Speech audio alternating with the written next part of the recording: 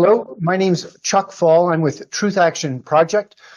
We are a community of activists engaged in truth work,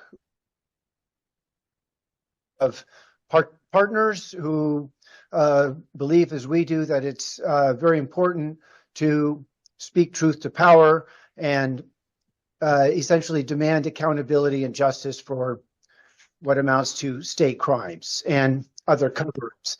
Today, we're meeting, our guest is Bryce Lockwood. He is a gunnery sergeant and was on the USS Liberty in 1965, and it was attacked by Israel, and that attack was covered up by the United States government. And that's what we're going to be exploring and discussing today. The USS Liberty is the cover-up that very few people know about. And it's a point of deep consternation to many people in the truth movement because it's such a terrible event. So I'll make a quick disclaimer here that the positions and viewpoints presented at this TAP forum are not the position of TAP. They are the position and opinions of those who present them. We encourage our guests and participants to like and share on your social media, on our social media, the work that TAP is doing. We have a great Rumble channel. You can like and share those. Like and share this event right now with Bryce Lockwood. So, Bryce, I'm going to take the spotlight off of myself, and we're just going to go straight into it. And I'm going to let you give us an introduction. I mean, I introduced you as a gunnery sergeant. You were present on the USS Liberty. You can talk about what your job was. So let's just back up. What is the USS Liberty? What happened and why is it an important thing, a bit of history for Americans to appreciate and know something about? The USS Liberty was the world's premier spy ship back in 1960. 65 was when she was actually reconfigured, brought up to date with electronic gear and so forth. She'd been a converted World War II Victory class freighter. She was pretty much perfect for the type of work that the government needed. Several sub-Saharan African countries had just won their independence in the early 1960s, and there was a large Soviet influence and Cuban influence among the newly found freedom countries. Sub-Saharan Africa is very rich in natural resources, and Uncle Sam wanted to keep track of what was going on there, especially the Cuban influence, the Soviet influence. She cruised up and down the west coast of Africa.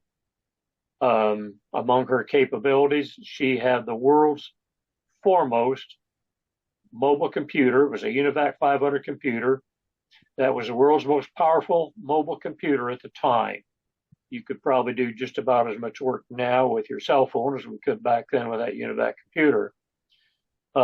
We also had a moon bounce system called TRESCOM, a huge dish antenna mounted at the back of the ship to bounce signals off from the moon into Cheltenham, Maryland. Mind you, at that time, satellites were very rudimentary, and this was the most up-to-date process that we had for getting raw intelligence material directly to our consumers at National Security Agency in Washington. In June of 1967, it was pretty obvious that hostilities were coming to the forefront between Israel and what was then the United Arab Republic, which at the time consisted primarily of Egypt, Syria, Jordan, and to some lesser extent, the country of Libya. Uncle Sam wanted to keep track of what was going on. She dispatched the USS Liberty to leave her cruising up and down the west coast of Africa, proceed with all due haste to port of Rota, Spain, where they would take on stores and refueling, some additional linguists, and head with all due speed to the eastern Mediterranean, where hostilities were imminent. So let me interrupt you. So Bryce, there's some feedback sound going on here. You are a linguist yourself, correct? Yes. And you're trained in Russian. Russian, that's correct. You joined the Marines in 1959. And so we're talking I got my date, we're talking 1967? Yes, that's correct. June 8th, 1967. June 8th, 1967. And the USS Liberty gets an order to go to the north coast, off the coast of essentially Egypt. Is that? That's correct. And listen in. So you're describing essentially a spy ship, right? That's correct. That was all considered very secret back in those days. Right. But anyone with a lick of common sense could just take a look at her and see all the antennas. Basically, every frequency that you could transmit a signal on, USS Liberty had a capability of catching.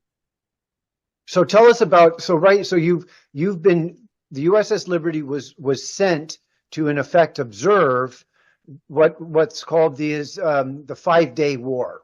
This is the 6-day war, and Israel is fighting Egyptians, Jordanians, and Syrians. That's correct. Yes, that's right, because the Jordanians did not participate in the Yom Kippur War in 72, but this case it's 3 nations. Okay, so keep telling the story. So you're on the ship. You have a job to do, and your job is to listen in on. We'll talk about your job. There were 6 of us linguists that joined the ship at Port of Rota, Spain. There were 3 of us Marines and 3 civilians from the National Security Agency. I was the only Russian linguist in the group. All the rest of them were all Arabic linguists. We were en route to the Eastern Mediterranean. I think the date was June the 4th when our senior research officer on a boat for the Navy. Our senior research officer called us supervisors of the linguistic department together and told us what we were going to be doing. Our primary targets, there was a Soviet Tu-95 task force, 6 Soviet Tu-95, 5 Soviet Tu-95s stationed at Alexandria, Egypt. And the Soviet Union had told the rest of the world that they were given to the United Arab Republic, primarily Egypt. But such was pretty far from the truth. They were all Soviet troops, Soviet crews. They would wear United Arab Republic uniforms. While they were on the ground, they'd get airborne, fly over the US-6 fleet, primarily in the Mediterranean, Eastern Mediterranean. As soon as they got in international waters, they'd change frequencies and go to plain language Russian. That was primarily our target, was those 5 Soviet Tu-95s to make sure the Russians stayed out of the fray. Our orders were that we were to pick up anything that we could in voice communications. We would identify them. In particular, we were told not to copy anything that was Israeli. If we picked up a signal and identified it as Hebrew coming from Israel, we were to make a notation of it and drop it. Our primary targets were the Soviet Union, Egypt, Libya, Jordan, and Syria. That's pretty much it. Okay. So the USS Liberty has a job. It's listening in, and let's then talk about, obviously, Israel did not want the USS Liberty ship listening. Is that Is that a fair characterization? I mean, there's a lot going on here. Why don't you go ahead and unpack that? Why the attack?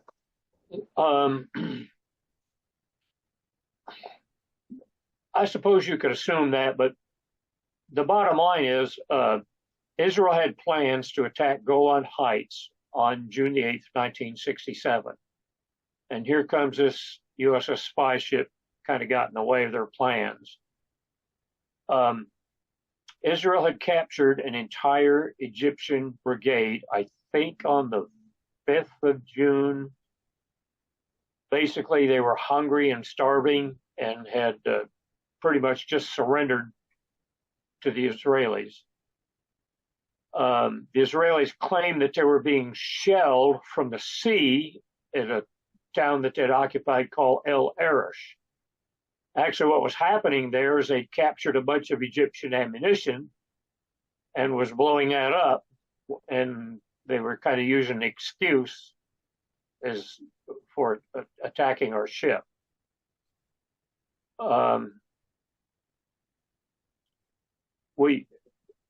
Later years, we came to think that in all probability, we were set up by our own government as a sacrificial lamb to get the U.S. involved in the 6 Days War.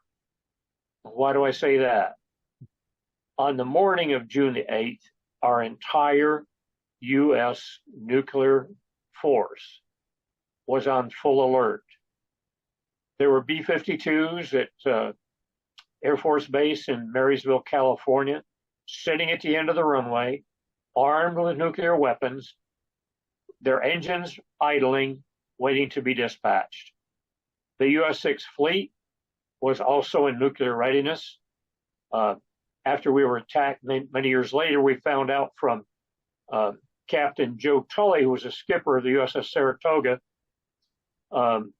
He had dispatched aircraft to come to our aid, and Defense Secretary Robert McNamara ordered them returned. Captain Tully figured that was probably because some of those planes had nuclear weapons aboard them. So he ordered them recovered, ordered other aircraft with conventional weapons launched to come to our aid. Again, Secretary McNamara came on the radio, ordered them returned. The commander of Task Force 6, his admiral was Admiral Larry Geis. Admiral Geis said, I want to hear that from higher authority. Well, the only higher authority than the Secretary of Defense, Robert McNamara, was the president.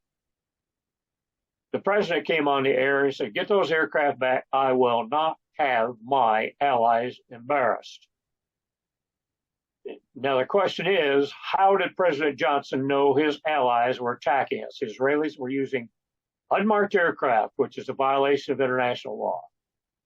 We did not know who was attacking us. How did President Johnson know? There were several violations of international law in the attack. Number one, our flag was flying. The Israelis shot down that one. It was raised again, shot that one down. The second time they shot it down, flag staff was destroyed. Our signalman, fellow by the name of Joe Metters, while he's under fire from a signal halyard, not the flag staff, but from the signal halyard, ran up our holiday flag. That's the largest flag you have aboard ship, 5 feet by 8 feet. The ship was clearly marked GTR-5. GTR stands for General Technical Research. That makes her a non-combatant. The Israelis were machine gunning our life rafts that we put overboard. That's a violation of international law. They were jamming our distress frequencies, which is also a violation of international law. The irony of that is that agreement came about after World War II as a result of Nazi submariners, wolf packs, machine gunning life rafts of refugees. And many of them were Israelis. Admiral Geis, some of us were evacuated to the carrier USS America. I had been talking to Commander Lewis when the torpedo struck. I was facing a torpedo. I got flash burns from it. My face was coal black the next day. I had 2 white circles where my glasses were that protected my face. Commander Lewis had been perpendicular to the torpedo explosion. Debris from the torpedo sealed his eyes shut. He was medevac by helicopter the next day, as was I. And Commander Lewis was racked with first aid tape from the head to his foot. He was raised by a winch aboard the helicopter in a litter basket, placed in the helicopter and strapped down. With all of that bandaging on him, the attendant on the aircraft couldn't tell which end was which and sat on his head. Commander Lewis said it was pretty ironic to me that he said, here I have survived a torpedo attack and I may have to die from suffocation because some guy's sitting on my head. Days later, aboard the America, Admiral Geis, after Mr. Lewis recovered his eyesight, his eyes were lanced open by one of the medical personnel.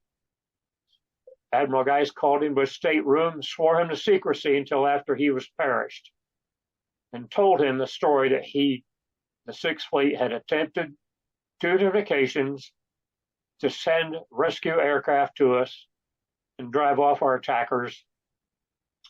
And the president had come on with that statement, get those aircraft back. I will not have my allies embarrassed. Hey, let me interrupt. Oh, we have some feedback.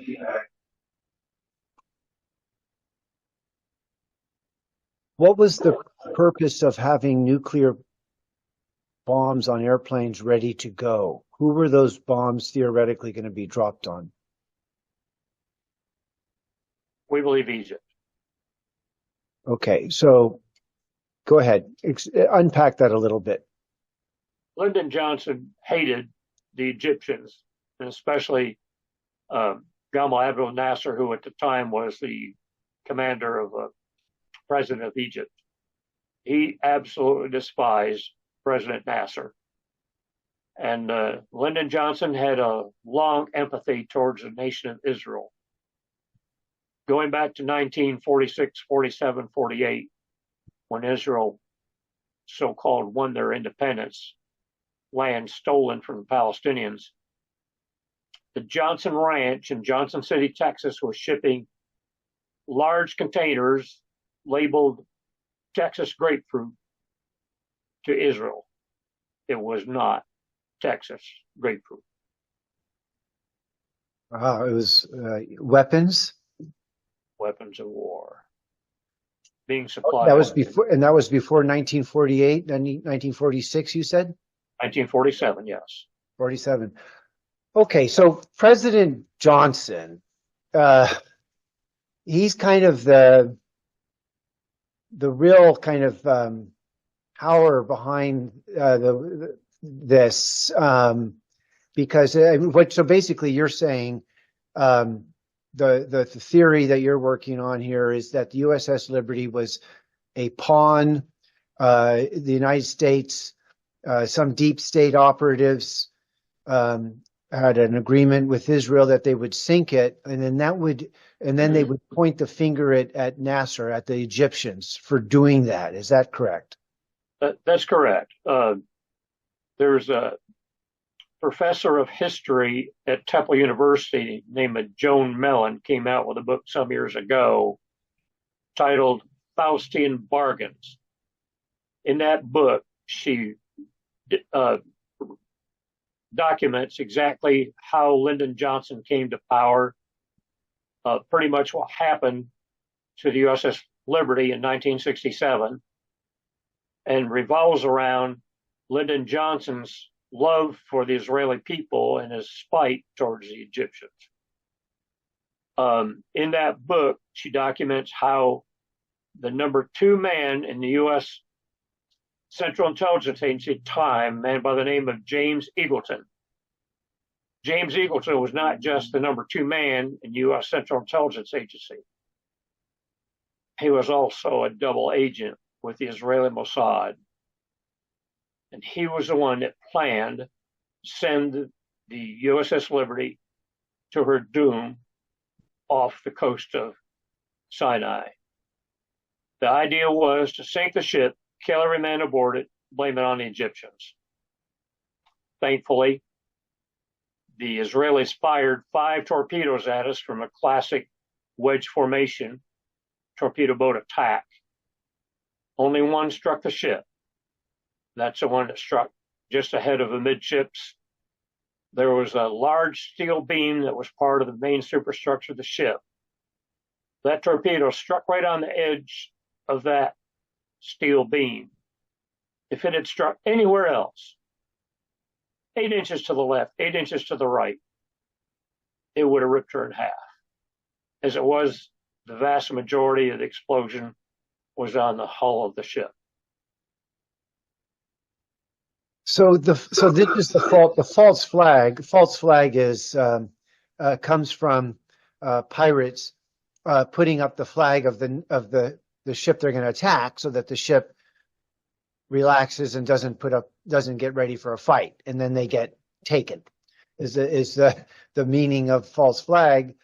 This one you're saying was intended to get the United States into the war against Egypt in order to defeat Egypt, or was there a bigger plan of conquest than just beating the Egyptians? Because the Israelis evidently beat the Egyptians without the Americans. They didn't really need the Americans, did they?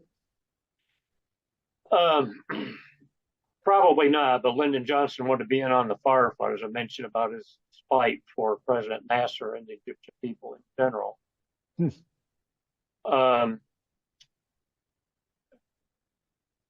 Let's go back to the capture of the Egyptian brigade. The plan was to attack Golan Heights on June the 8th and seize it for Israel. Israel was short on troops, and here they had a huge number of their troops guarding the Egyptians that had been captured. It seems that after Sinai was captured some years later, found mass graves with those Egyptian prisoners of war. They were forced to dig their own graves. Then many of them were found machine gunned with their hands tied behind their backs with barbed wire.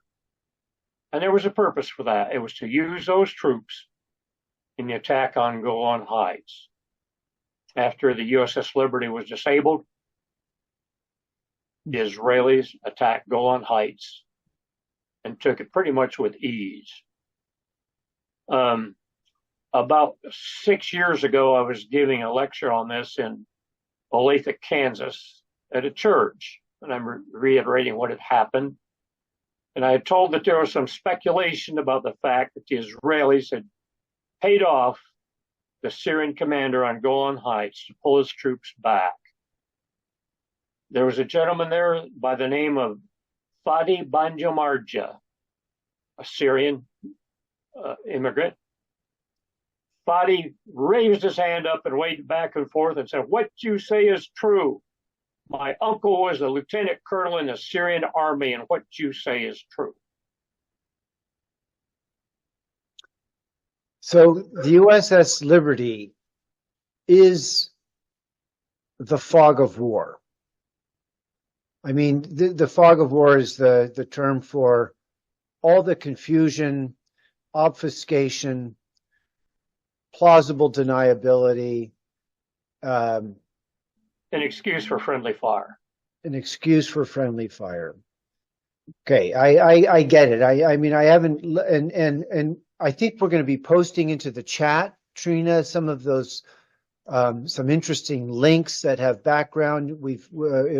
Before our meeting tonight, we discussed Allison Weir has a couple of interesting posts that If Only Americans Knew. Allison was on our show, our TAP forum month prior, and we were discussing Israel and Gaza.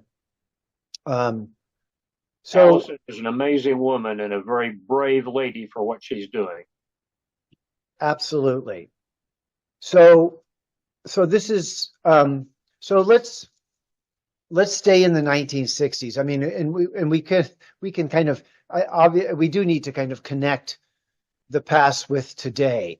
So let's just cut to the chase. The point is, you're working for some accountability and some justice. Is that right? Is that kind of what you've dedicated much of your own personal time to doing around the issue of the USS Liberty? Article 1, Section 8, U.S. Constitution requires U.S. Congress to investigate acts of piracy on the high seas and acts against the laws of nation. Here is an attack on a U.S. ship on open seas, clearly marked. No, she had no offensive capability at all whatsoever, and our U.S. Congress has done nothing about it. There was pretty much a sham court of inquiry conducted by Admiral Kidd, Isaac Kidd. It only lasted for 5 days, and they were ordered to conclude that they were to accept Israel's case of mistaken identity. Flash forward a few years, and there was a U.S. ship attacked in the port of Yemen, the USS Darrell Cole. There were 17 sailors killed aboard that.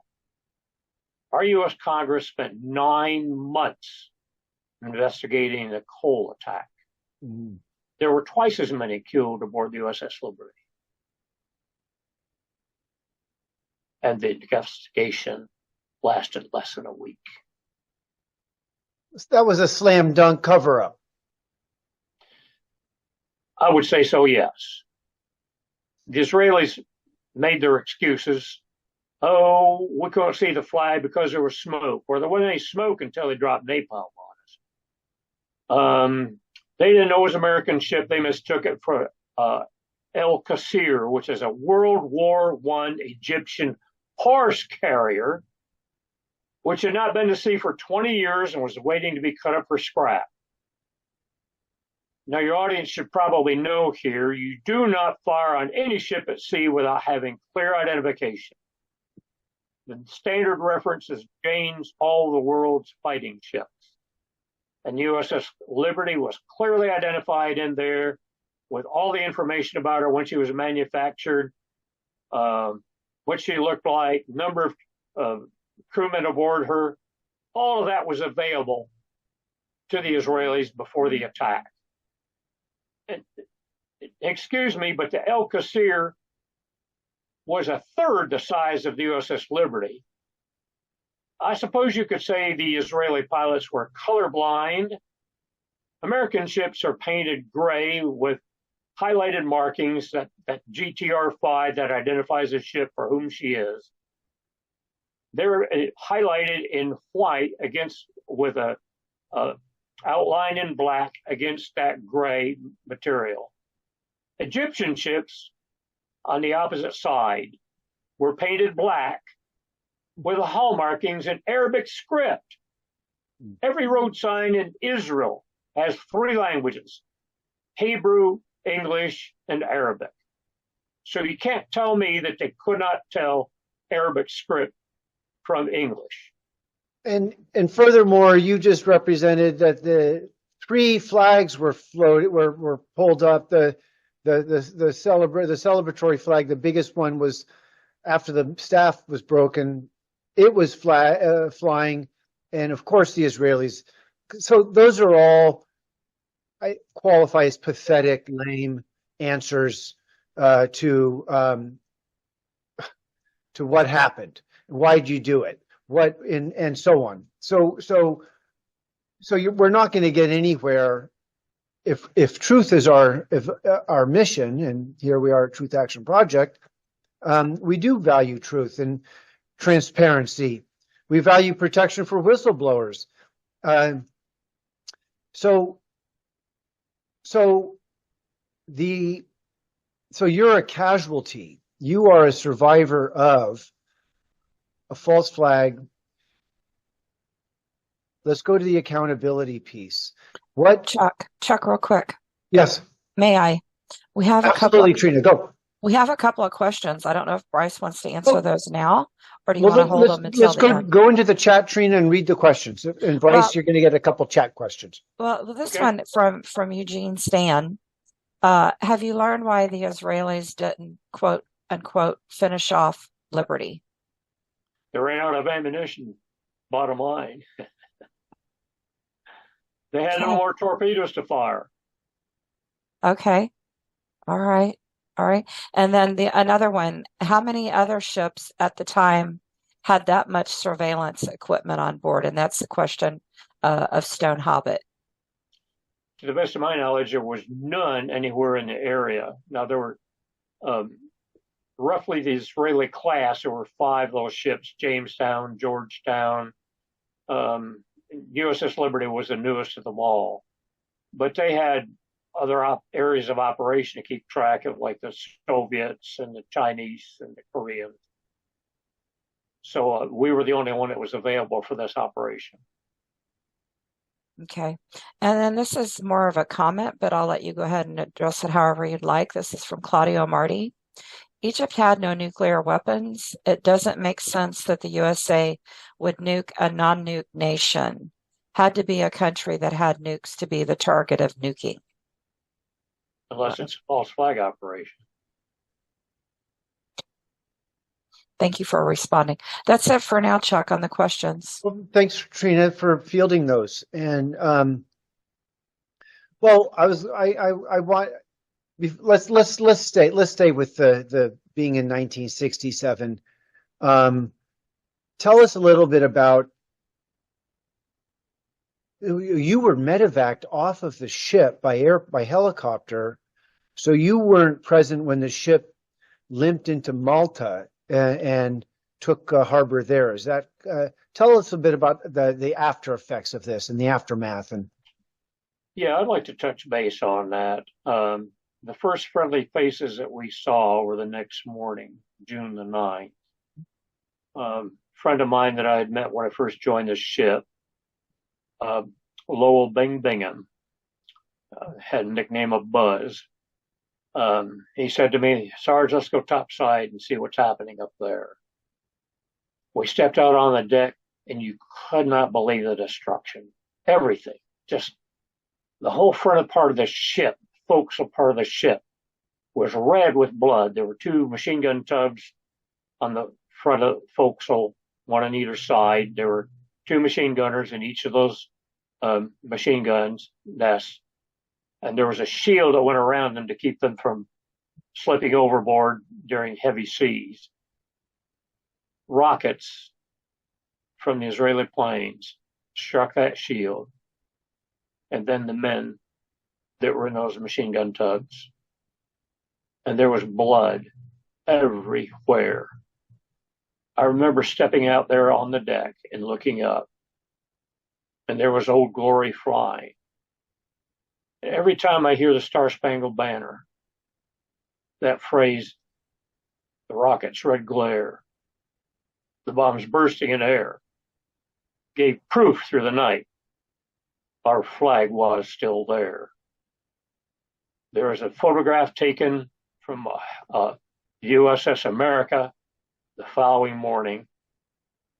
The ship almost totally destroyed, but still afloat. A helicopter hovering over the front part of the ship, hauling up survivors. And you can clearly see the American flag fly.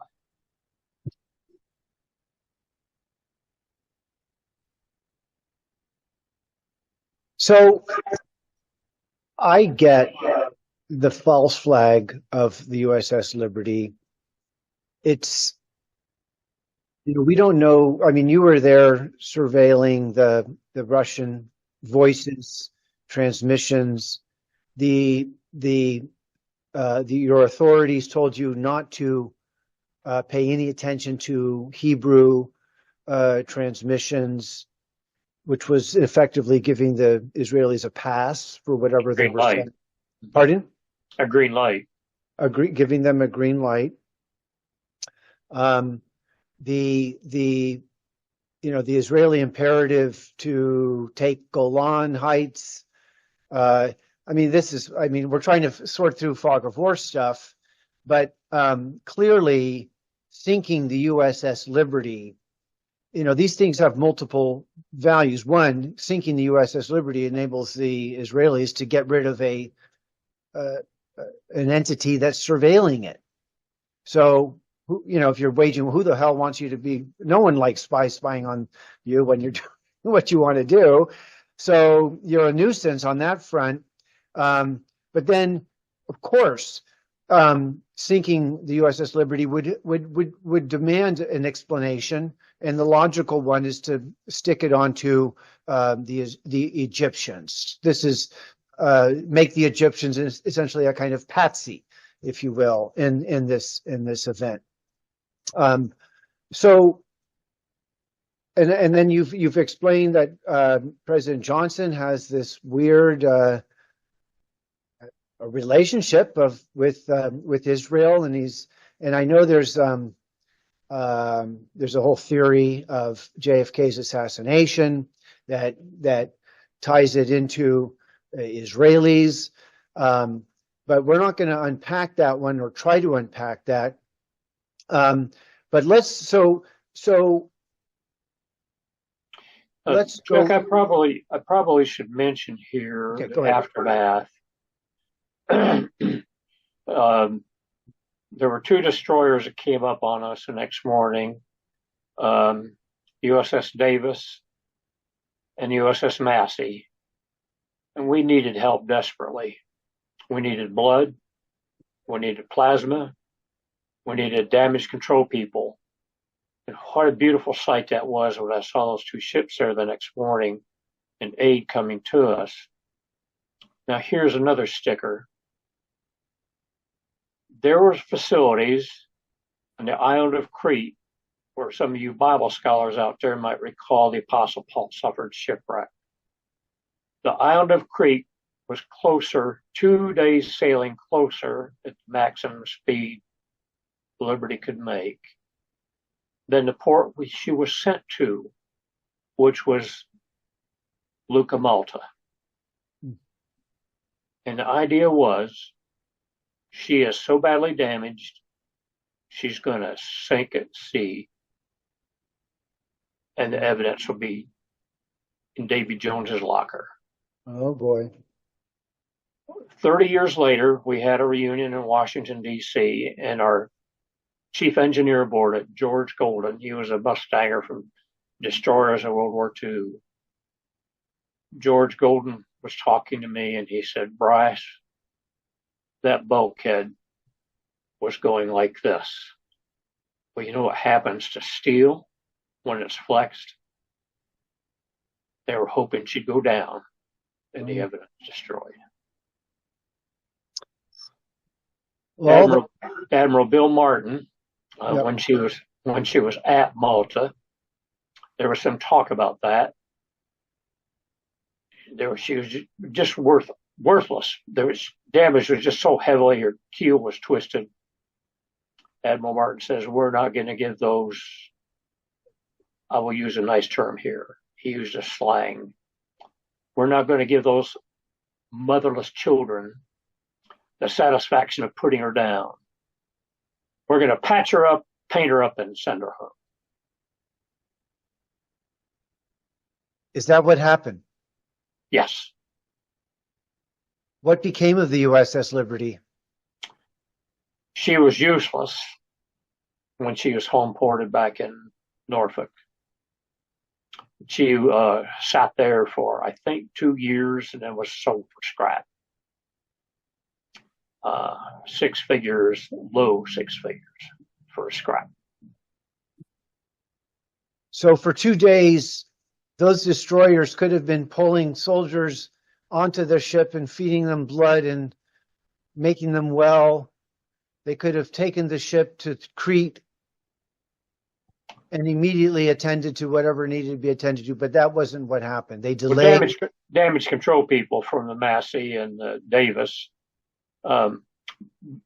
got her going again, got her power up and got her going again, but she could only make a maximum 6 knots. But like I say, she proceeded under her own power to the island of Malta. Mm. But the idea was to let her sink at sea 2 extra days, that much tougher on what little bit there was left of her. So what should Americans think about this scandal? They should demand a congressional investigation. We're dying off. Well, I'm 84 years old. I ain't going to live forever.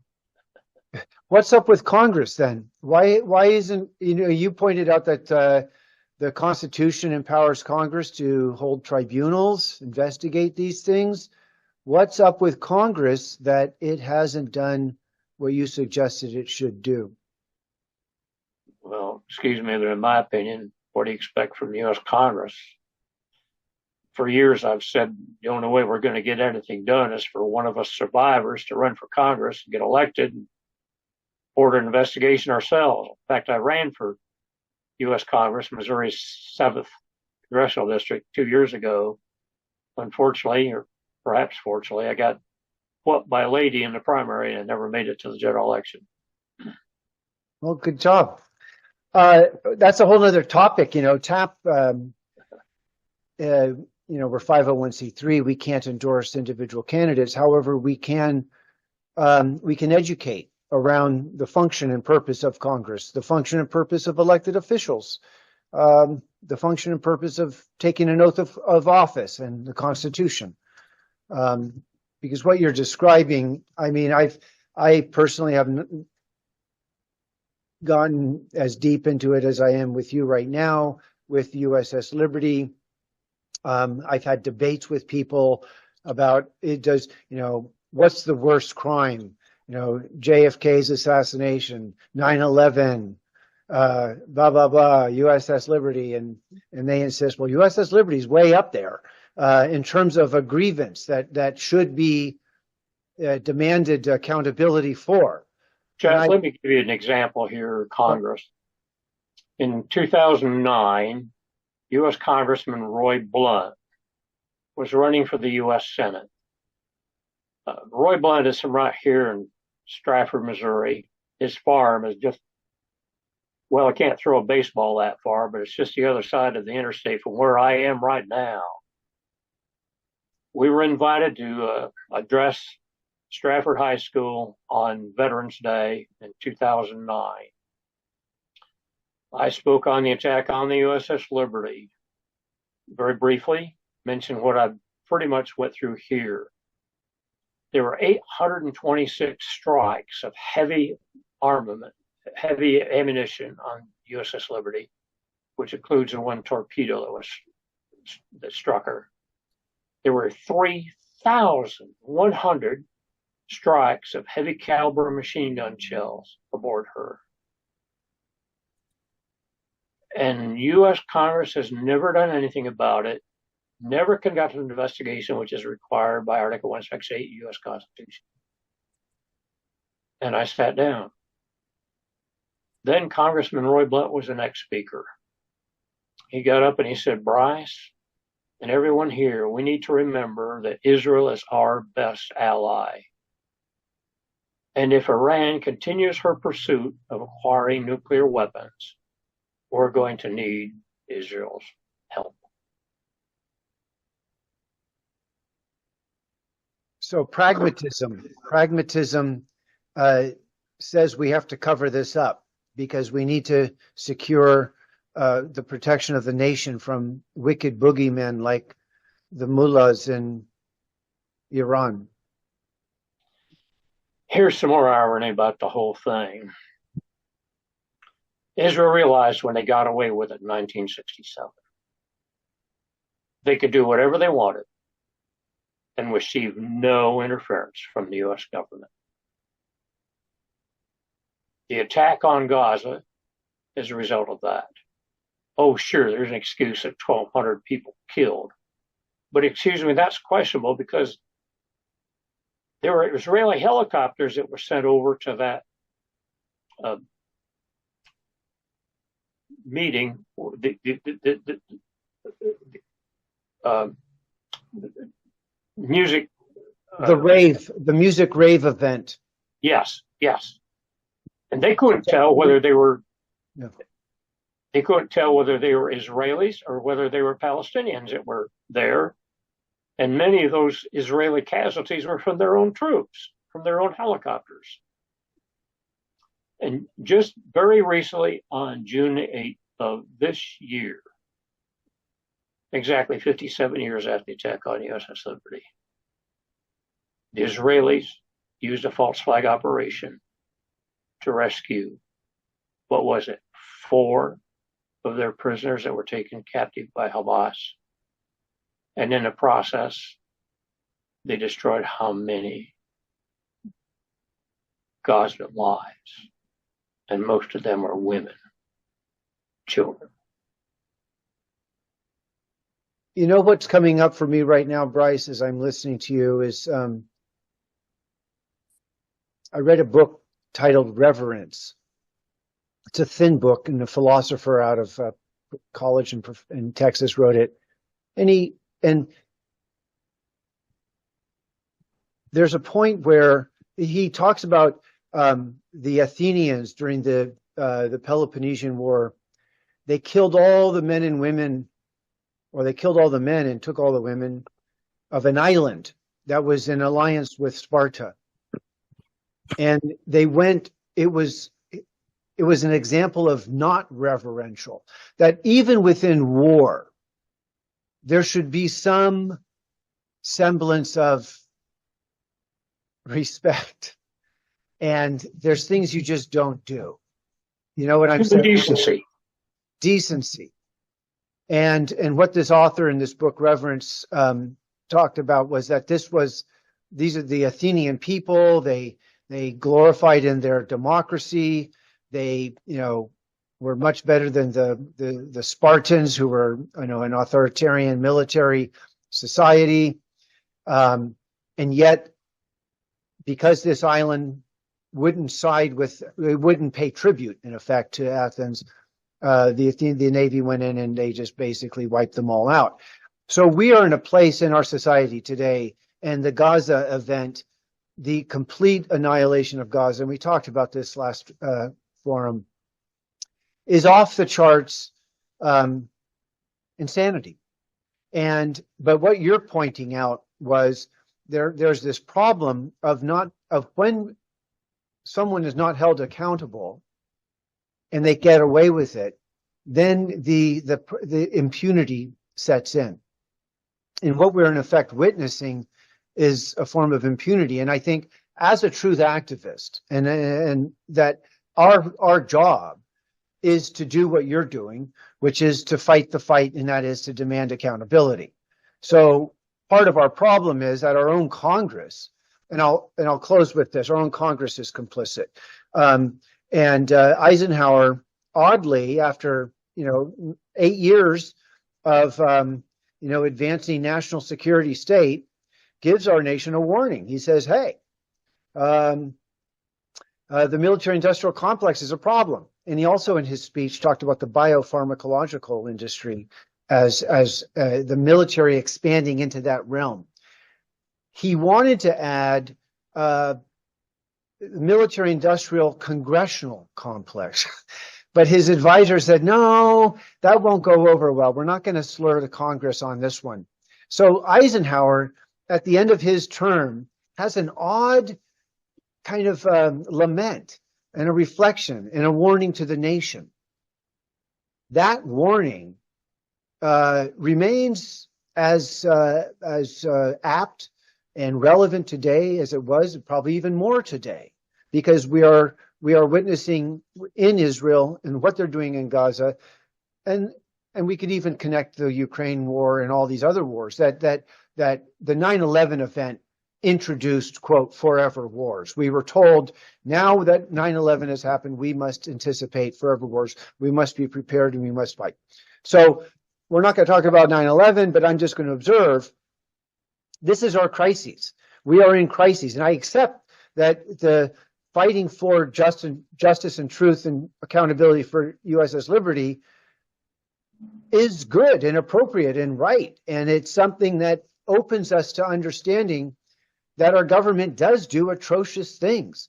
And I think that's kind of the rub here is a lot of Americans just don't think their government would ever do that to them. Trina has her hand up.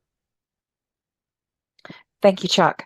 And thank you, Bryce. And as you mentioned, Ellison Weir was very brave and courageous. And I want to say that you are as well. So thank you.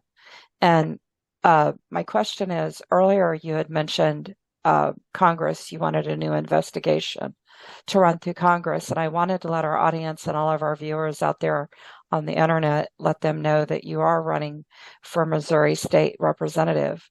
And I'm going to drop the link to your website in the chat for everyone.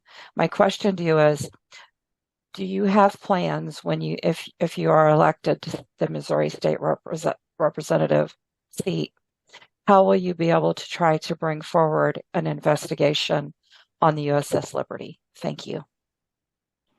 I think it'll be very difficult, but what we can do is make sure our children get a good education, support for public schools, make sure that our people have good quality medical care available. State of Missouri turned down huge sum of money from the federal government for Medicaid a couple of years ago. If we had that money now, there would be hospital and clinic facilities for almost every Missourian available. Our highways are a terrible mess here in Missouri, entirely inadequate, ruts everywhere, bumps everywhere. Just a couple of years ago, the federal government National Highway Traffic Safety Administration earmarked $350 million to the state of Missouri for road and bridge improvements. But our marvelous state legislature, heavily controlled by Republicans, passed a little law allowing open containers in the front seat of an automobile. Open containers of what? Alcohol. Well, what happens when you mix alcohol with driving? You have accidents, you have people injured, you have people killed. And as a result of passing that allowance, National Highway Traffic Safety Administration said you won't get your money until that's overturned. And our highways are a terrible mess right now. Why was that passed? Well, if you go to Jefferson City, Missouri, the closest building to the state capitol is an office building. The office on the corner of that building is a Convenience Store of America headquarters. And guess who has the most influence? Israel? Probably the one that has the office the closest. So what do you think we can do is there anything that you think we can do through the channels of government to bring forward the USS Liberty investigation? Pressure. I don't know how well it's going to work, but we need to break the bonds that Israel has over our federal government. This is just my personal opinion, but take a look sometime at how many members of our U.S. Congress, U.S. Senate have dual citizenship. Right. How many? I don't know. Do you have a hard number for that? I do not, but okay. Look it up sometime. You'll be unpleasantly surprised. I'll Google that, Chuck. I'll see if I can find any. That was actually in another, I participated in a group called Green Renaissance, and that question was raised, and the dual citizenship. Yeah, Israel has the AIPAC lobbying group, very powerful, very influential. I saw an interview with Tucker Carlson. A House of Representative Congressman Matthias from Kentucky. Very interesting guy, very libertarian. He lives off grid in the eastern section of the state, and really reasonable musician, lovely man, and but he doesn't take any. He absolutely refused to take any money from the Israeli lobby, and represented as a very much a free agent, a kind of an ideal congressperson. And I think so. The problem is if you take money, whoever you take money from, you're going to feel sympathetic to them because after all, they helped you out and you feel some obligation. I mean, this is a call for campaign finance reform, essentially nationalizing. You might check with Justice Thomas about that. Right. No, our country is oddly, I'm not going to say we're divided. There's just some ideas that are sunk deep that need, and this is why the work that we do at TAP, and I think the truth community work is 99% educational, because that's all we have is our thoughts and our ideas and what we can write down and what we can communicate to persuade people. So to some extent, I get the criticism that Israel has capture over the United States government. And I don't think there's any debate about that. And the fact that Israel is conducting, this Gaza event is off the charts, cruel. And the young people today understand that cruelty, and they recognize the cruelty. They may not understand ideologies and some of the political differences, but they understand sheer cruelty when they see it. And that's objectionable, and they are objecting, and that's obviously something that needs to be built on. We have Phil Restino, who's also been an activist in this project of USS Liberty, and I would welcome him to share some thoughts. And I don't know what's coming up for Phil right now around what he's hearing and what he thinks. What the real question here is, what should we be doing? I mean, we are educating, and Bryce has dedicated his life to speaking to this. And Phil, you can speak to the effort to demand justice from the American Legion, a club of veterans, but even they have resisted being open and honest and transparent. And I think that's part of our struggle here, is getting people to simply be open, honest, and transparent. That seems to be, because if you become open and honest and you are transparent and the truth is revealed, then you have this problem. You have to confront it. You have to talk about it. You have to kind of do something with it rather than stick your head in the sand and ignore it. Thoughts? Well, there's that saying, nobody can do everything, but everybody can do something. And I firmly believe in that. I want to first of all, thank TAP and you, Chuck, and Trina, for putting this show on and inviting Bryce Lockwood, old Sarge, as we call him.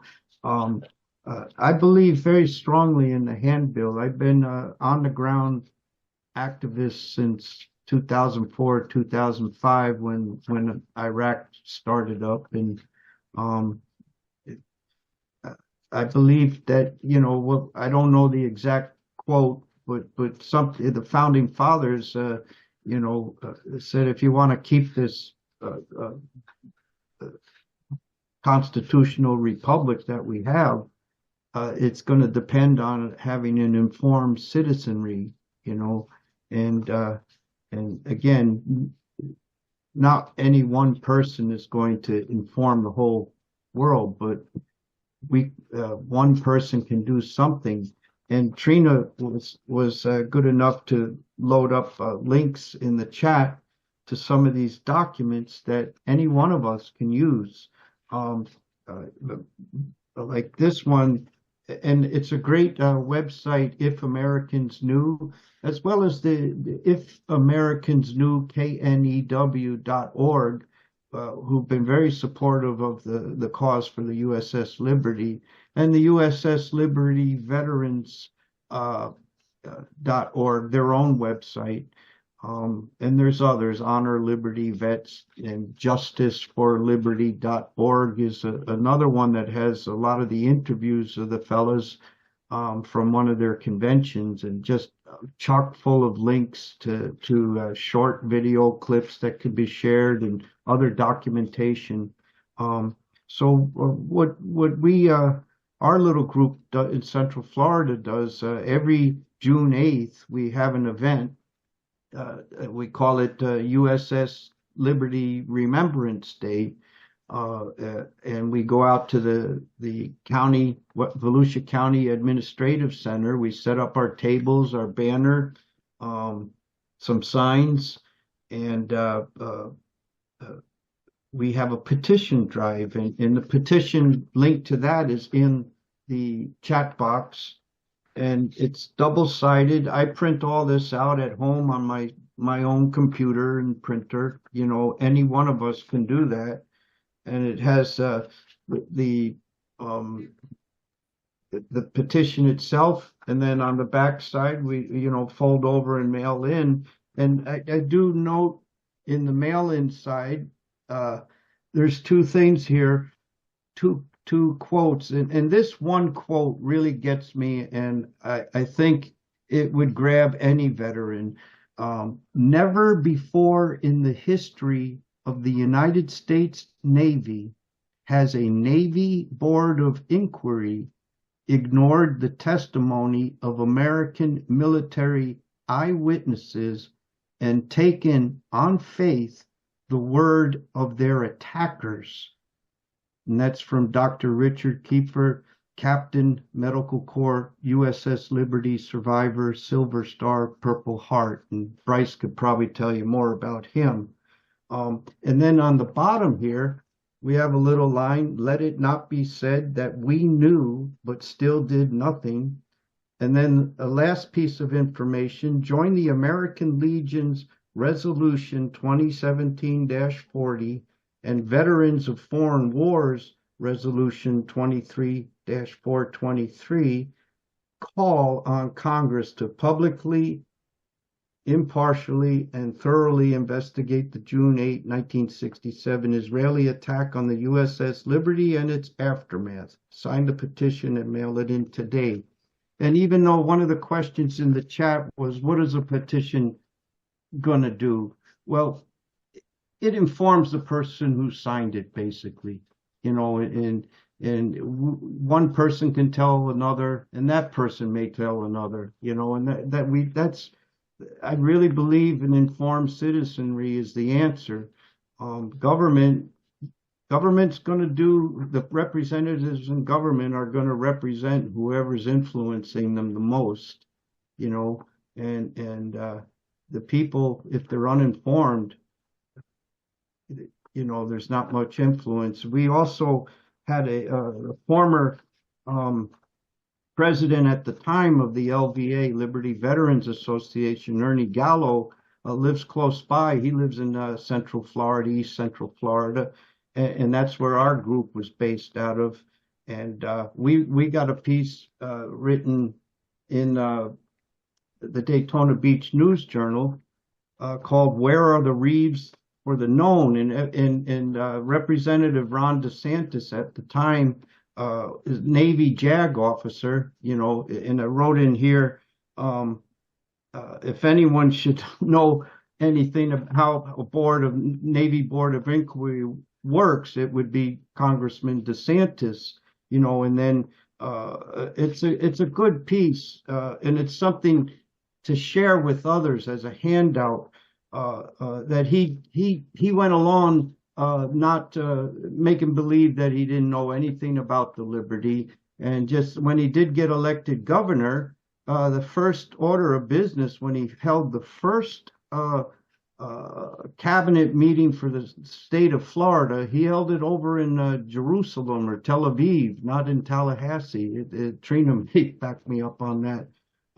So you see where he's influenced, and in order to counter that, the American people and the constituents have to raise a loud enough voice to counter that influence. And if the people don't know, that's not going anywhere. So that's where we come in as everyday people. Is these tools are available. I take the trifold folder flyer from If Americans Knew, which gives the Independent Commission of Inquiry into the attack on the USS Liberty, which was 2003, co-chaired by Admiral Thomas Moore and General Raymond. I can't remember. Raymond Davis, a Medal of Honor recipient. Yes, thank you, Bryce. But they found that Israel was guilty of war crimes and murdering American. Basically, Israel committed acts of murder against American servicemen and an act of war against the United States. And this is an independent commission. It's not an actual U.S. government investigation, but they're the only ones who did a real investigation. So these are really powerful pieces of information, and that I keep a stack of these on the front seat of my car. And you go into Home Depot or whatever, Walgreens, CVS, and you see cars that have bumper stickers, and there might be a car, that has veteran on it, Vietnam veteran, Iraq veteran, or Army veteran, whatever.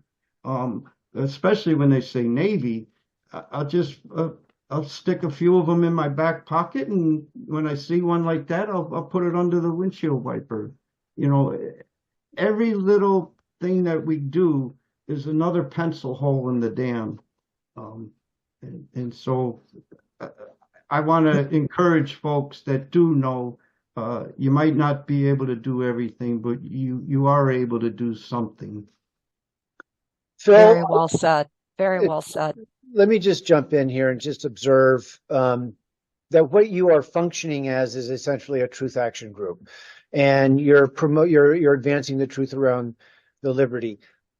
TAP, we're full spectrum. We cover all kinds of stuff. We're not just, we used to be 9/11, Truth Action Project, but now we've expanded into other topics. And I think we start our home page starts with the observation that our government lies to us. And that seems to be, that's the starting point in all of this, is, and maybe, unpack, that's the crises, I think, for a lot of people when you present, hey, did you know that the Navy, covered up an Israeli crime against the United States USS Liberty? What? That's a preposterous thing to say. That's just not possible. However, I think within our culture today, there's an understanding. I think we have opportunity in bringing what I call a political truth movement into politics, and that I think is our task. But no politician can do this alone. They need a community. They need backing. So one of TAP's objectives is to have truth action communities in every city, every state, every local area, so that we meet together and start doing the work. And the work shows up on multiple different fronts. The 9/11 work is very important. I know, Phil, you have some background with the 9/11 truth movement as well. Is that correct, Phil? Yes, and I since 2005, when I was handed one of those DVD documentaries, and I firmly believe anytime that this country is going to send young men and women to go off and kill and be killed in the name of, our country, if there's any question at all regarding the justification for doing that, it should be pursued and not squashed, you know. Any question at all, if there's any questioning regarding the reasons the government is giving us to send our men and women off to kill and be killed, and spend the trillions of dollars in treasure, blood and treasure, taxpayer money, there should be as much investigation and as much debate as possible. And so the 9/11 truth movement, in my experience, was questioning the official narrative and bringing forth things that have needed to be investigated, you know, and were not. And and I'm not ashamed of that, and I'm proud of being in that movement. And I still think it was right. I still think there was plenty of things that are deserved investigation, and what was at stake. You know, we ended up killing over 1 million Iraqis, maybe more. Our got 7,000 U.S. troops killed, got tens of thousands wounded. What trillions of dollars? That was a pretty high cost. And there were no weapons of mass destruction. No weapons of mass destruction, and the way they pushed this they conflated 9/11 attacks in with it, and one more thing about how the Liberty ties into this. You mentioned accountability earlier when you were speaking with Bryce, and you mentioned the false flag earlier false flags. If we don't have accountability, it happens again. You know, Gulf of Tonkin, USS Liberty, weapons of mass destruction. You know, if we don't get accountability, they just keep playing and running the same play. And I thank you. So let's. I mean, I'm trying to think about, you know, where we want to go with this. I mean, I feel like I'm a convert to the cause of the USS Liberty. You know, to me, it's in my mind, it's been, you know, just one of those things. And my fixation as a truth activist has been on, you know, the Eisenhower warning. Kennedy heeded the warning and lost his life. It was taken out. And I don't believe the Warren Commission. I think they lied to us about that. And then we were lied to about why we needed to go to Vietnam, and we've been lied to so consistently that I think the public have become inured to it.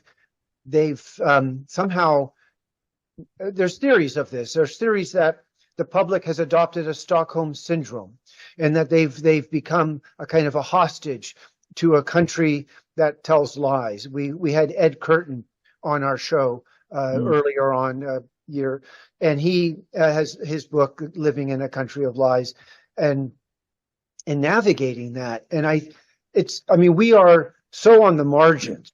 You know, when you look at what the popular media represents and what's, you know, represented there.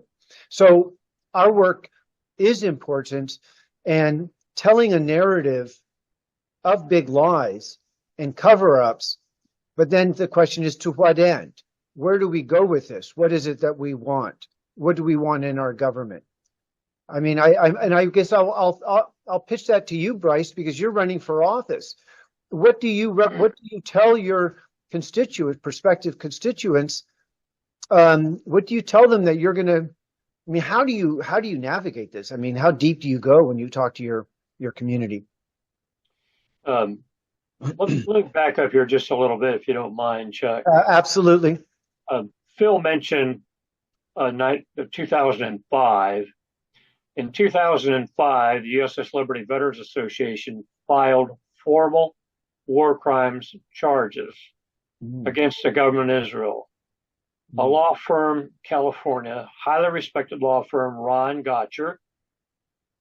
Ron Gotcher worked Air Force intelligence during the Vietnam War. Great gentleman. He drew up those war crimes charges free gratis to the USS Liberty. His normal fee would have been deeply into the six-figure bracket. He did it free gratis. We presented those formal war crimes charges in June of 2005. Now, when war crimes charges are presented, it is the obligation of the Secretary of the Army, cabinet post, Secretary of the Army, to investigate charges of war crimes. Nothing was done. 2 years later, two retired admirals, Admiral Merlin Starling, who retired as Judge Advocate General of the United States Navy, and Admiral Mark Hill, also retired two-star admiral, wrote a letter to the Secretary of the Army, and if that had been on my desk, it would have burned clear through to the floor, demanding that he do what's required by U.S. law. Nothing has been done. What do you think about that? It's about time we obeyed our own laws, don't you think? Well, I absolutely agree. And so maybe that's something that if there's going to be political movement, identifying these key constitutional provisions and showing how they've been betrayed. I mean, that's something that people can understand, being lied to and not doing your job. There was a lady that put a note up here a little earlier, Catherine Waters, I believe was her name. And she said, the American people don't want to know. Well, that's part of the problem. We don't want to do our homework. I remember days when we were required homework dating back to third grade. Before you go to the voting booth, instead of just voting party line or whatever, it'd be a real good idea that you dug into the history of the candidates and find out what they stand for. If they don't stand for the same views that you do, don't vote for them. I see somebody clapping. Well, Ralph Nader said, if we just voted all the people in Congress out and voted in new people, all of a sudden we'd have the capacity. However, that's an interesting question because there is this thing called continuity of government. Dale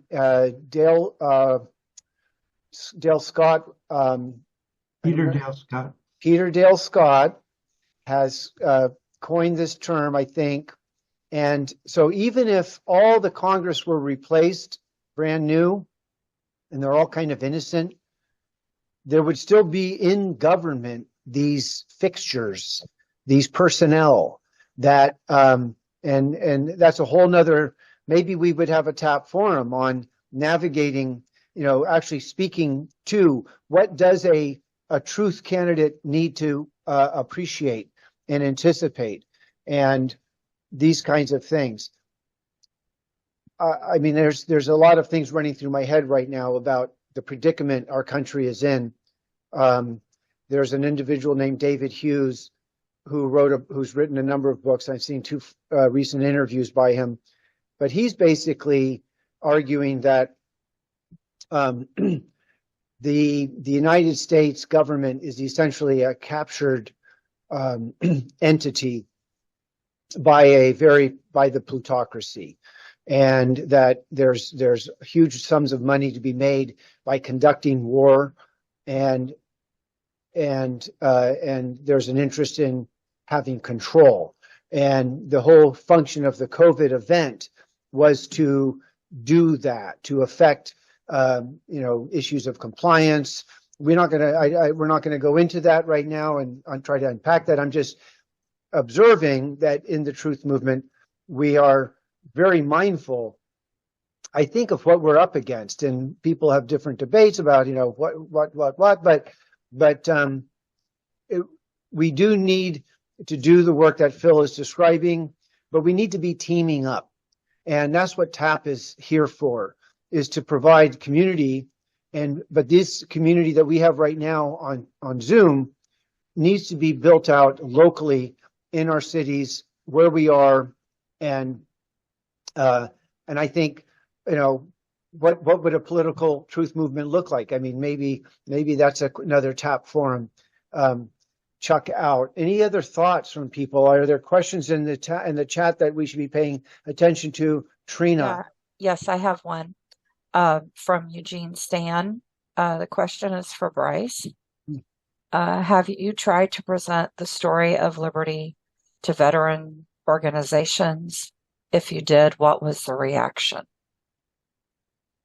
Generally speaking, everywhere where I have spoken to veterans organizations, VFW, American Legion, posts scattered around, the reception has been overwhelming,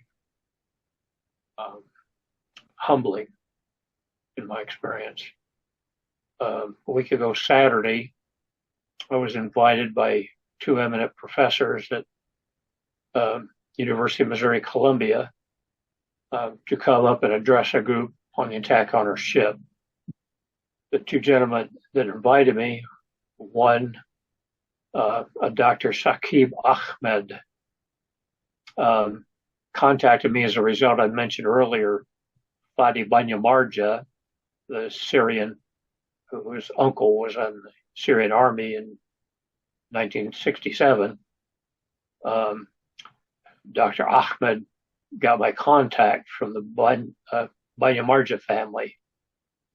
He is a Muslim, eminent gentleman, oncologist. He just received an appointment to MD Anderson Cancer Clinic, 3-year appointment fellowship there.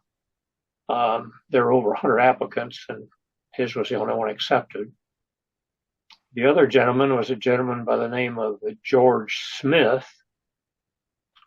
George Smith in 2018 was a recipient of the Nobel Prize in Chemistry. It was very humbling to me to be a guest at dinner with those two gentlemen. And it was astounding to me the work that they're doing with cancer research. We addressed a group of about 60. There had been a march in downtown Columbia, Missouri, in favor of Gazans and against the war there. A whole bunch of them had been on this long march, hot day, downtown Columbia. The smell wasn't exactly like perfume. There's a little bit of sweat in there. And when I got done speaking, I was overwhelmed. Wow. So there would be people would welcome the tribunal so that's promising to me to hear you say that, Bryce, that there's, I think fundamentally people are reasonable, and when presented with truth, yeah, I think they can be brought around. And again, that's our struggle here. Other thoughts, Trina? And there are other remarks, and anybody listening in the audience, you can raise your hand. You can make observations about the predicament of living in a world of lies. And I posted the link to David Hughes, this emerging technocracy. I've talked about it in emerging techno-totalitarianism. And the technocracy would run that and does run it. Claudio has his hand up. Let's go to Claudio. First, I just want to say thank you, Bryce Lockwood, and nice to meet you. I should say, Mister. I'm from Brooklyn.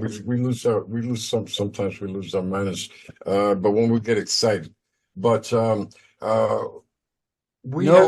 Claudio, no F words, no Brooklynese. No, I'm doing it. No, I got that. No Brooklynese. Excuse me for interrupting here, Claudio, but my family is originally from upstate New York. My mother's ancestors homestead in Delaware County. We used to talk to you Brooklynites of being foreigners. Yeah. Yeah, no. Well, English is our second language, you know. we just get by, you know. And Yogi Bear would be proud of you. yeah, well, look, you know, it's like we don't like bad guys, number one. You know, when we get hit that you're a bad guy, you know, we want to just kick your booty, you know, and show, you know, show who the good guys, you know, that the good, we're the representatives for the good guys, and we're the tough guys. And the meaner you are, the worse beating you're going to get. You know, that's how we grew up. You know, we used to fight gangs and stuff like that, especially in my neighborhood. But anyway, something Phil was saying, and you touched on, Bryce, and I don't know, somebody else, and that I said this is a revolution of awareness. Who coined that? It was Trina was Bolin, Christopher Bolin. Okay. This is a revolution of awareness. Me, I have a background in marketing and sales and so on. I know that, you know, the more that people see something, they get naturally curious. It's just by nature. They just got to look into it. Phil, putting something on the, in the windshield wiper, that does help. Catherine, I think that's Kat, you know, from Facebook. And but she said, you know, there's, you know, Americans are not waking up, but we're looking for the ones that don't. We're looking for the ones that can.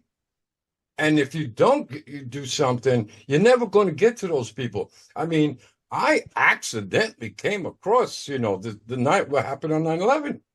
You know, what really happened, you know, regarding, you know, and it led me to World Trade Center 7. I was in the construction industry. I saw that World Trade Center 7 come down. I couldn't believe what I was looking at. It was a perfect controlled demolition.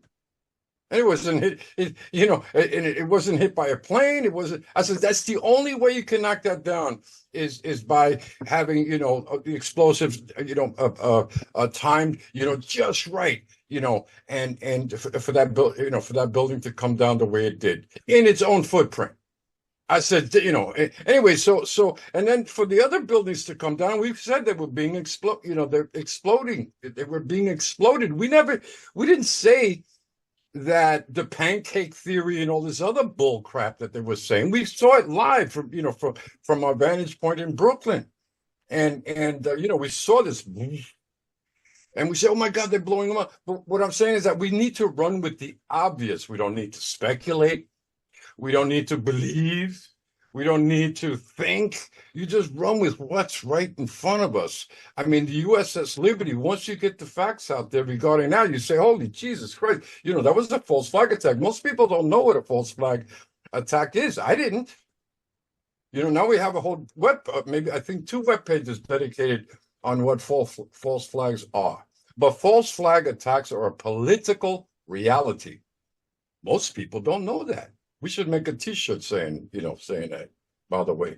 But anyway, I just wanted to hammer home the importance of getting the word out there, you know, and I didn't know about the Palestinian thing. The 9/11, you know, led me to regarding Palestine now, and then I eventually became a goodwill ambassador, you know, for the Palestinian cause on the grassroots level, you know, working with people that they're not there anymore.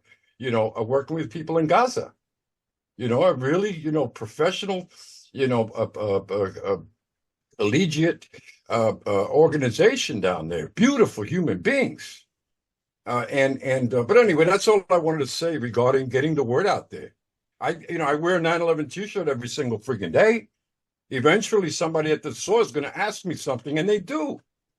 This is, you know, I always thought something was wrong with that 9/11 thing, you know. And then I'll mention the Palestine thing, you know, because, you know, I don't have a T-shirt on Palestine, but I'll mention I said, well, you know, what's going on in Palestine? It has something to do with, you know, what happened on 9/11. And then I start to plant that seed in their head, you know, but I by not wearing the T-shirt, I am invisible. You know, 50% of success is just showing up. That's what marketing is. Thank you, That's why you Claudia. have, you know, that's why you have, you know, all this money has to get, you know, all these politicians got to get all that money so they can have ads.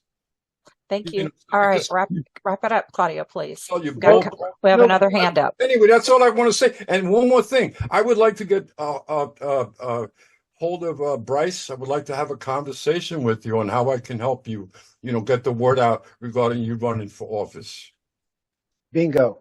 Claudio, That's do And we have thank you. permission, Bryce, do we have permission to give your information to Claudio so we can call you on the phone?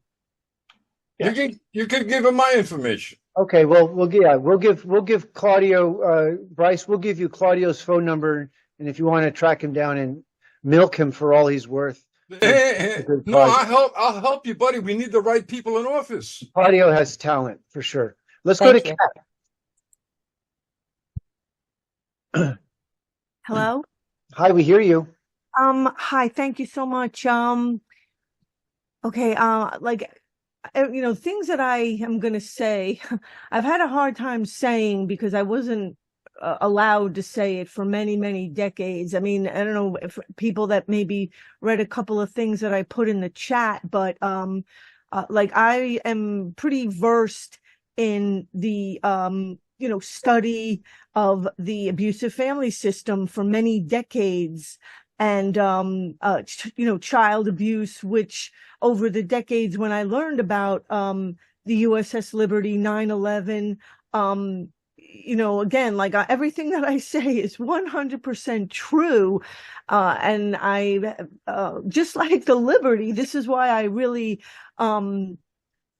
care so much about this issue, because I was never allowed to say and talk about abuse for decades.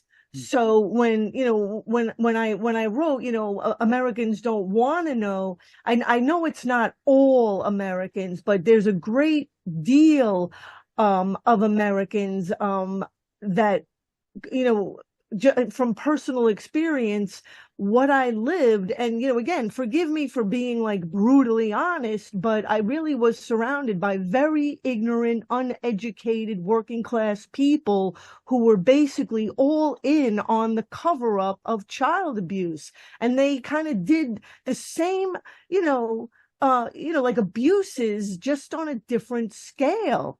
And it was all about criminalizing the truth teller, shaming the young vulnerable people for exposing the abusers, and making excuses for the abuser. People have done it since 1970, and this is just a simple fact, and no one ever liked hearing this stuff.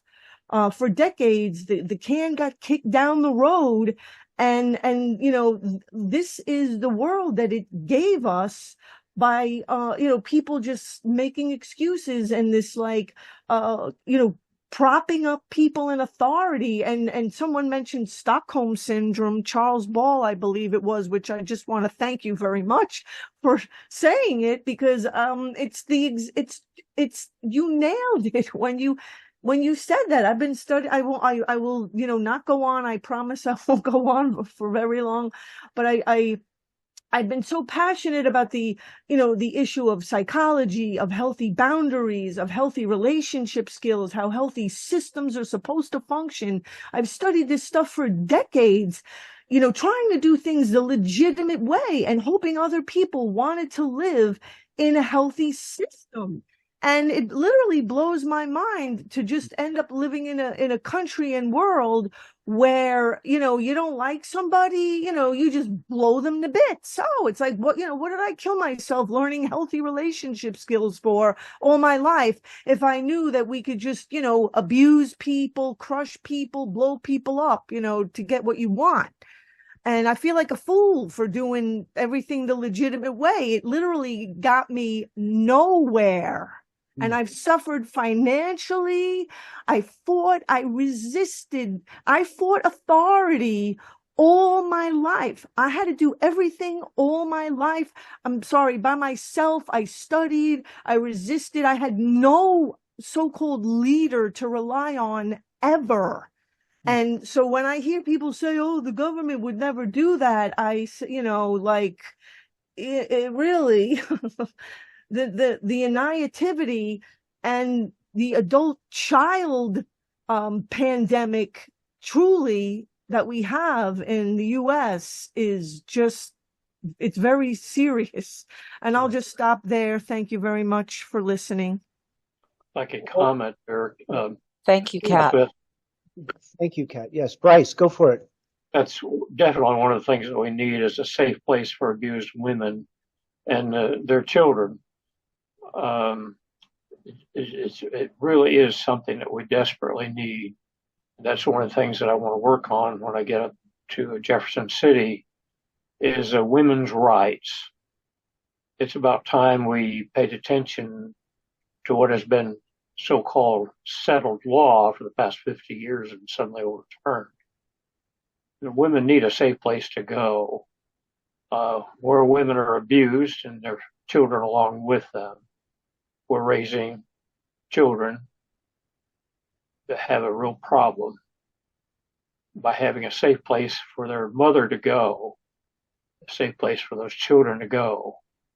We can have a generation coming up of folks that are accepted into our system. The old rule, back when I was a kid in third grade, we're each given a wooden ruler, courtesy of the Coca-Cola bottling company. And on the front of it, it said, a good rule, do unto others as you would have them do unto you. So true. And So true. I think we could build a movement on that. Yeah, I wanted to say to Kat, you have your integrity. So you didn't come away with nothing. You still have your integrity. And I thank you very much, sister.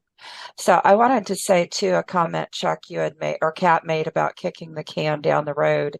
I was going to read this comment earlier and then the moment escaped. Irving Lee said the murder of JFK was done in compliance with LBJ. LBJ wanted to assist Israel's nuclear weapons development, which JFK tried to stop. JFK wanted to end nuclear proliferation and end the Cold War. The best resource is Michael Collins Piper's book, Final Judgment. So I wanted to thank him for that comment and just acknowledge the fact that we have been letting too many things to slide in this country. And it's great that all the work Phil's doing, Kat's doing, Claudio's doing, we're all doing to awaken our citizenry.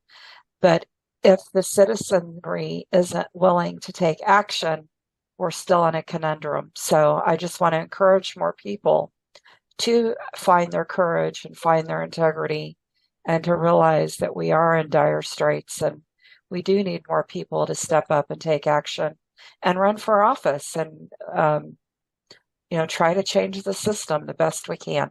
Over. Thank you. Thank you for my share.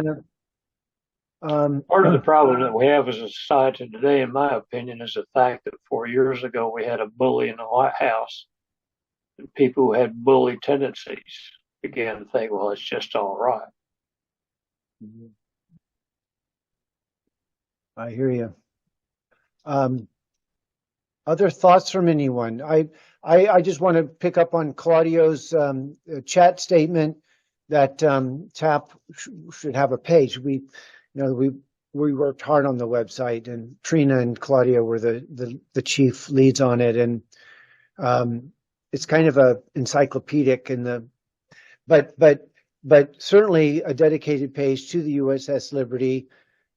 But when we represent it, and we'll highlight links to Alison Weir's work and other work, but I think the emphasis will be on the covering up, on the big lies that are being told, and the cruelty of the event. I mean, much of what we're reacting against as truthers are fundamentally cruel events by real human beings, people that are so filled with hubris and righteous arrogance. Ego. And we could say ego, and some might even say downright evil. But this is what we're up against and struggling for. But we're gonna take this to a next level at the website with a dedicated page. That's coming. We'll send it out on our newsletter when it's done. Claudio has his hand up. Well, yeah, you know, I raised my hand, and I hope, and I'm asked right away. Otherwise, I'll forget. Because you guys already know I have I have issues. I've got too many tabs open in my head, and you know, simultaneously. So they tend to clash with each other. Anyway, but everything, it's like there's the reality that the average person does not know about. The people that are in power are psychopaths. The people are, you know, people like you and me, you know, your kids, you know, my mom, etc. In some other country, they're being slaughtered, they're being bombed, they're being used, you know, for whatever, you know, you can use another human being, you know, on exploitation on every single level imaginable. But these are the people in power that are doing it. It's like when when I hear, you know, the Russians are invading Ukraine. Do I think of the Russians? I think of the fuck. Excuse me if I use some Brooklyn. I swear, I don't like bad guys. They make see what bad No guys. Brooklynese. Yeah, that's what bad guys do. They make you chaotic. They get you, you know, they make you awkward. They make you look stupid. But that's why they need their asses kicked. Don't you agree? It's about time, you know, we got to kick their booty, but you got to get as smart as they do. There's only a handful of people in power that are actually doing this stuff. The Russian people are not doing this stuff.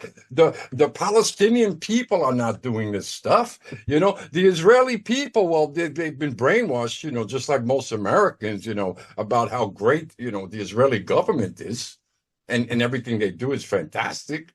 And so, but these it's a handful of the people at the top. They are crazy. These guys, you know, they will do whatever it takes for greed and power. They will divide us like crazy. They'll create all the wedge issues so we can, you know, we're busy fighting each other within the populace. So to keep our eyes off them, we need to get hip to that stuff. So I was going to use some Brooklynese again. Anyway, Thank you, Claudio. Let Chuck close us out because that was it. My minute was up. And Okay. thank you for the time, you guys. Okay.